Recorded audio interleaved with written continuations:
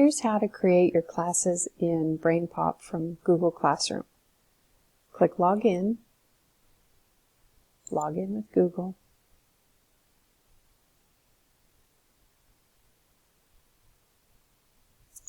Go to Dashboard.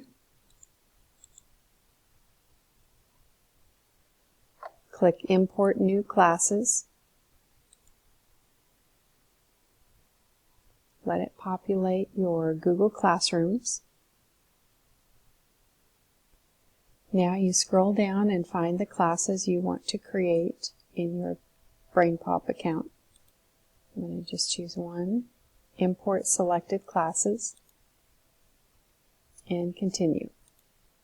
This is going to both create individual accounts for your students as well as link them to your classroom.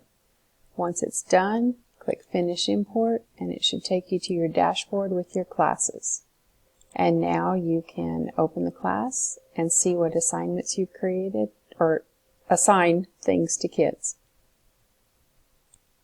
So you could post a link in Google Classroom to brainpop.com and then tell the kids which assignment you want them to work on, instructing them to log in with Google when they get to Brainpop.